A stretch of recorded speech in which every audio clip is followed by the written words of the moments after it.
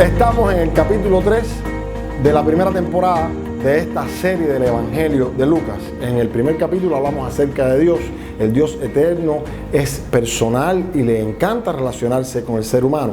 En el segundo capítulo hablamos del hombre. El hombre perdió su estatus de hijo de Dios por su rebeldía y solamente a través del Evangelio, la fe en Jesucristo, el arrepentimiento, puede llegar a recuperar ese estatus. Hoy vamos a estar hablando del tercer elemento que contiene el Evangelio, Satanás. Y veremos que Satanás es el adversario del ser humano que usa la tentación para instigar su rebeldía. Nos detendremos en Lucas capítulo 4 versículos 1 al 13 porque en ese fragmento de Lucas Jesucristo pone en evidencia a Satanás y triunfa sobre todas sus artimañas.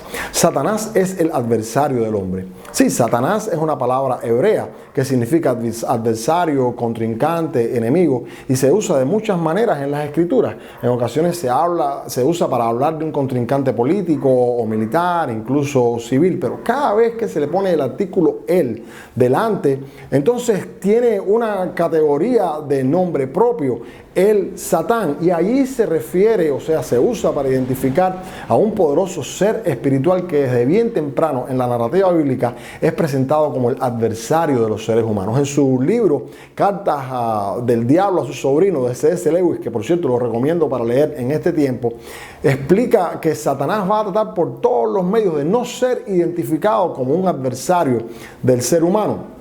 Y les leo un fragmento de esta lectura.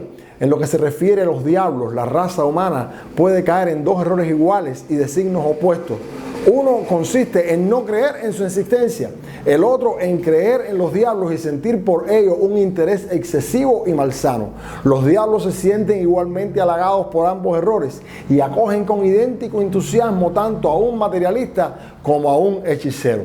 Pero ¿qué beneficios tiene para el individuo llegar a entender que Satanás es el adversario? Bueno, hay muchos beneficios, pero quiero mencionar al menos tres. Primero, cuando uno llega a entender que Satanás es el adversario, entonces tiene la posibilidad de entrar a vivir en paz con los seres humanos. Al menos es factible. Porque una de las estrategias de Satanás desde el principio ha sido enemistarnos entre nosotros, a los seres humanos. Funcionó con Adán y Eva. Funcionó con Caín y con Abel. Y sigue funcionando desde entonces hasta ahora. Este ser embelequero que aparenta defender los intereses personales del individuo y le convence de que los demás están en su contra, es quien ha traído a esta paranoia individualista en que el mundo se ha sumido actualmente. Quien acepta el Evangelio de la paz comprende lo que Pablo dijo en un momento ahí en Efesios capítulo 6, la lucha nuestra no es contra los seres humanos, no es contra sangre y carne, es contra el Satán y sus demonios. Entonces comprende que cuando alguna persona procura mi mal procura el mal contra mí, no es tanto la persona como la persona bajo la influencia del Satán. Y entonces cobra sentido muchísimas de esas demandas que para la mayoría de las personas, incluso para algunos cristianos, son demandas ilógicas, como amar al enemigo, hacer bien a los que nos persiguen, bendecir a los que nos maldicen y llevar el shalom, la paz de Dios, a todos los lugares. Ese es uno de los beneficios. El segundo de los beneficios es que nos lleva a una búsqueda de dependencia de Dios. Depender de Dios se nos hace más necesario. El capítulo 4 de Lucas comienza diciendo que Jesucristo, lleno del Espíritu Santo, fue a enfrentar la tentación de Satanás. Si el mismo Señor dependió del Padre y dependió del Espíritu Santo para enfrentar al adversario, ¿cuánto más no lo necesitamos nosotros, míseros mortales? Una de las quejas más frecuentes contra este tema del COVID, de esta pandemia, es que dicen, es un enemigo que no podemos ver. Esa incapacidad de ver al enemigo nos vuelve vulnerables e indefensos, mucho más cuando no se trata de un virus, sino que se trata de un ser espiritual que es inteligente y extremadamente poderoso. Los que están conscientes de esto, los que llegan a través del Evangelio a estar conscientes de que nuestro adversario es el Satán, este ser espiritual, entonces llegamos a dominar nuestra rebeldía nos tragamos nuestra arrogancia, desarrollamos la humildad y aprendemos a depender más de Dios. Al final nos quedan dos opciones claras: o me doblego bajo la esclavitud de Satanás, o busco la ayuda de Dios para vivir en libertad. Un tercer beneficio de entender que nuestro enemigo es el Satán es que aprendemos a usar armas superiores. La naturaleza del enemigo determina el tipo de armas que yo uso, y el tipo de armas que yo uso evidencia el tipo de persona que yo soy. Cuando caemos en la trampa del Satán, nos enemistamos contra nuestros semejantes y aprendemos a usar las armas que Él pone en nuestras manos. Y esas armas nos hacen seres detestables, repulsivos, indeseables. Cuando usamos esas armas carnales, que pueden ser la mentira, la violencia, la manipulación, el chantaje, la amenaza, el terror, la ofensa, la discriminación, la dominación, el abuso, la intimidación, etcétera, etcétera, entonces el adversario se fortalece aún más sobre nosotros y nosotros nos hacemos cada vez más mezquinos. Pero cuando comprendemos el Evangelio y entendemos que Satán es nuestro enemigo, entonces no nos queda de otra que llenarnos del Espíritu Santo, y el Espíritu Santo entonces nos equipa de las armas que Dios nos ofrece, y eso nos hace mejores personas, porque las armas que Dios nos ofrece son armas de justicia, de amor, de luz, de santidad, de pureza, de sabiduría, de verdad de la palabra de Dios. Esas armas nos hacen libres y mejores. En segundo lugar, debemos entender que la tentación ha sido el arma más efectiva de Satanás contra el hombre. Por eso es importante entender cómo es que funciona la tentación, y para eso tenemos Lucas capítulo 4, como había dicho, pero específicamente los versículos 2 y 3 y los versículos 9 al 12.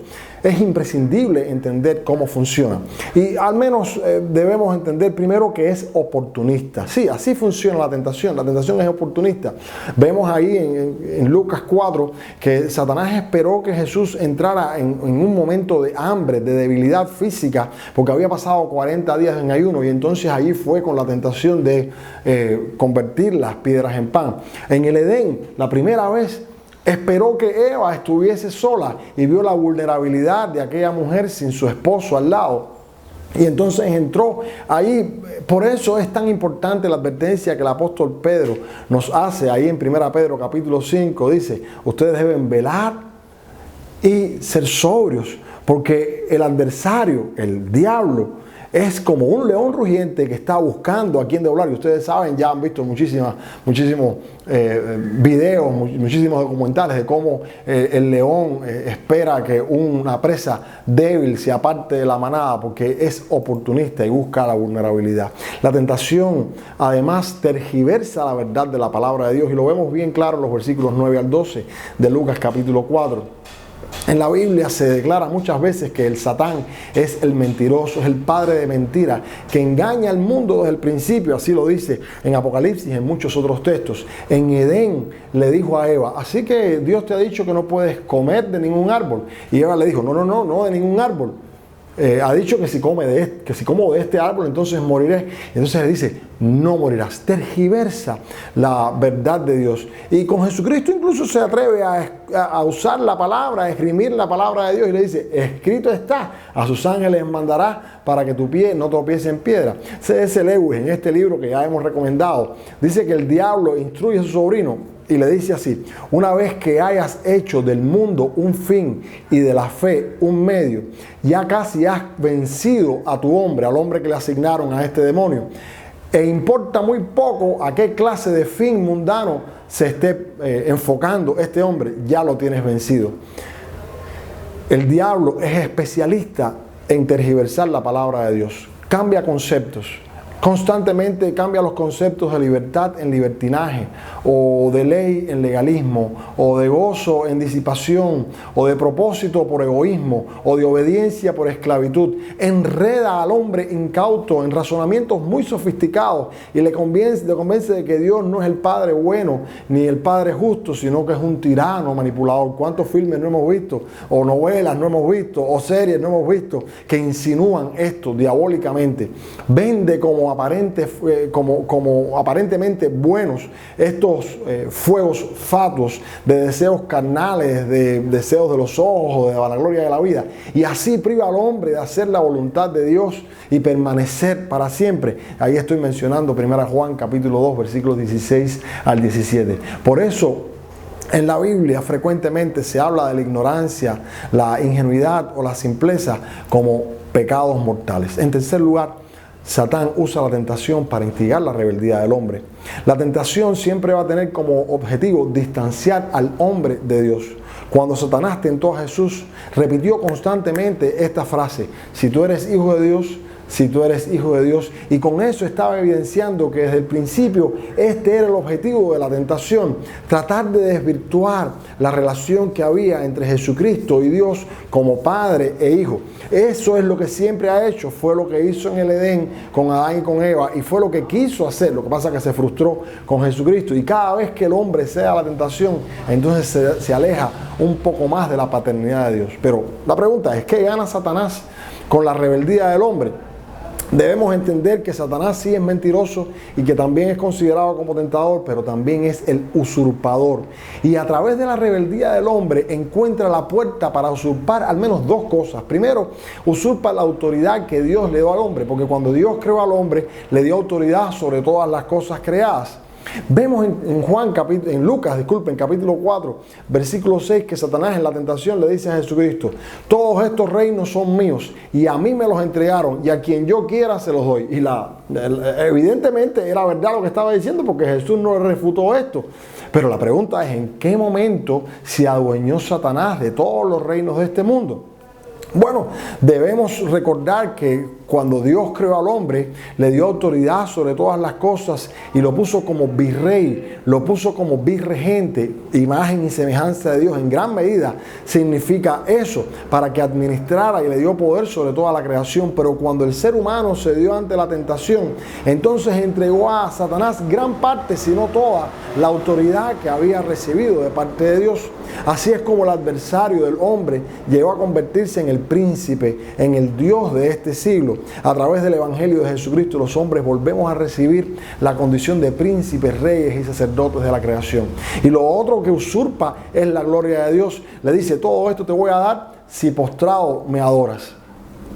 El Satán está constantemente obsesionado con recibir la gloria de Dios. Y cada vez que el hombre prefiere creer la mentira de Satanás antes que la verdad de Dios, de manera directa le entrega a Satanás la gloria que a Dios le pertenece. Y cada vez que el hombre da culto y honra a las criaturas en vez de al Creador, igualmente le está siguiendo esta trama. Por eso cada vez que vemos la idolatría en nuestra nación, vemos el peligro en el cual nos estamos sumiendo más y más.